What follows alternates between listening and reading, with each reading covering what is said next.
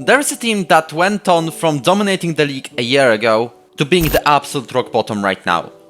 After a very successful year in the Ekstraklasa, in which Śląsk Wrocław dominated the first half of the year and lost the league title on head-to-head against Jagiellonia Białystok, something has changed. The team is yet to win a league game this season. They may have 2 games in hand, but even if the team from Wrocław won them, they would barely be outside the relegation zone. This isn't just an unlucky stint. I'd say it's a part of the process. In this video, we'll try to find out what that process is and what are the reasons behind Śląsk's continuous downfall. Could they even get relegated this season? As always, sit back, relax, and enjoy.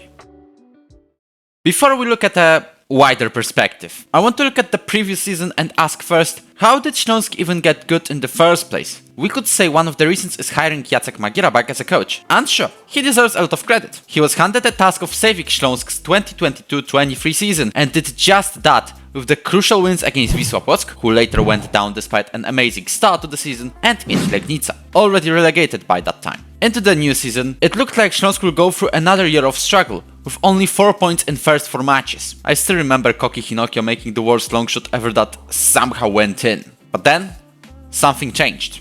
It started with a win against Lech Poznań, who in the previous season were in Conference League quarterfinals. 3-1 at home was a great result. This game was also a major breakthrough for one of Śląsk players, Eric Exposito, a player who always had potential to become one of the league stars, but never went above the decent Ekstraklasa striker mark. The player who went from having too much weight to then become a captain within weeks, and later on, a top scorer in that season. The win against Lech started a series of matches in which Śląsk did not lose. It lasted until the winter break, 15 games to be exact. This obviously made the Wrocław team skyrocket to the comfortable lead in the table. It was a great first half of the season, but the second wasn't so much. Śląsk only went on to score 10 points in the next 11 games, which was a result you wouldn't like when chasing a league title. Exposito also failed to find the net in 6 starts in a row. The team tumbled down to as low as 4th. I know it sounds dramatic, but it would be way lower if the clubs around didn't spend 90% of their time randomizing results. Despite a good run at the end of the season, winning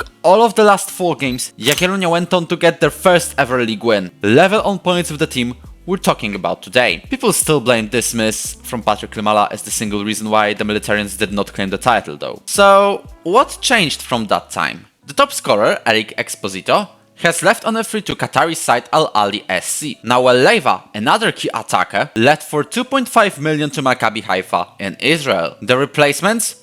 Sebastian Musioli, whose best season came in 2019-20 with Raków Częstochowa. His tally back then? 35 matches, 6 goals. But this would be understandable due to Papszyn's old tactical style, in which it was famously told a striker was doing everything but scoring goals. There's also Junior Eyamba.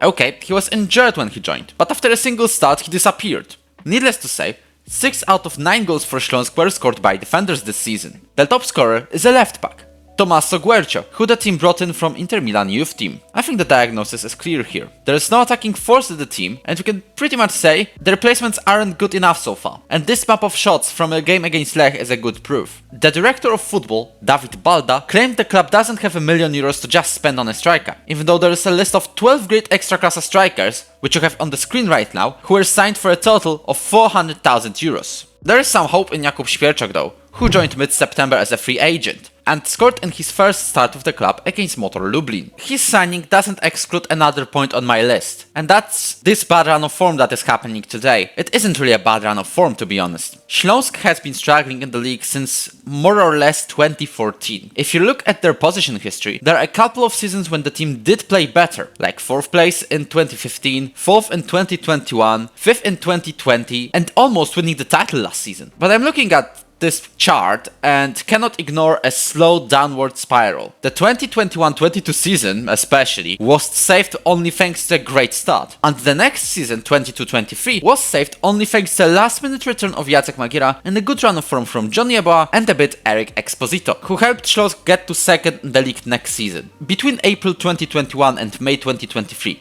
Śląsk was the worst scoring team in the league by a fair margin. The teams below don't count because they only have 34 games instead of 72. So basically Śląsk has a luck year around every 3 years on average. And it was a turn for 2023-24 to be suddenly good for the team. And then I looked up at which season Śląsk suddenly became good, and realized something. While 2020 and 2021 were decent, thanks to great work from the coaches Vyacheslav Lavichka for the first year and Jacek Magiera for the second, 2024 had something else on the line. There was a local election in April. Fans of the club were very unhappy with how the club was managed by the owner, which unsurprisingly is the city of Wrocław and its president Jacek Sutryk. Some of the problems that haunted the team recently were having 3 different first team managers on quite high contracts, the Wrocław Zoo paying millions as a club sponsor, if you haven't caught it yet, it's owned by the city, not having enough players ready for the first team.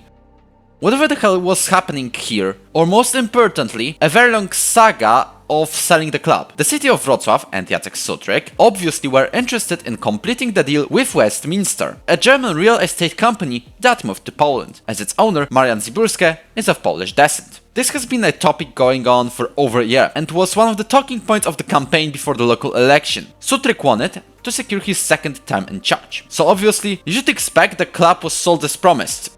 After the runners-up slot last season, Westminster backed out of the deal and the club stayed in the hands of the city. So, quite coincidentally, the club stopped playing football properly. What could be some other reasons behind the Śląsk Wrocław having problems in the league? Is there something you know about that I haven't mentioned in this video? Tell it down below in the comments. After analyzing it all, I stand by the thought that politics got involved.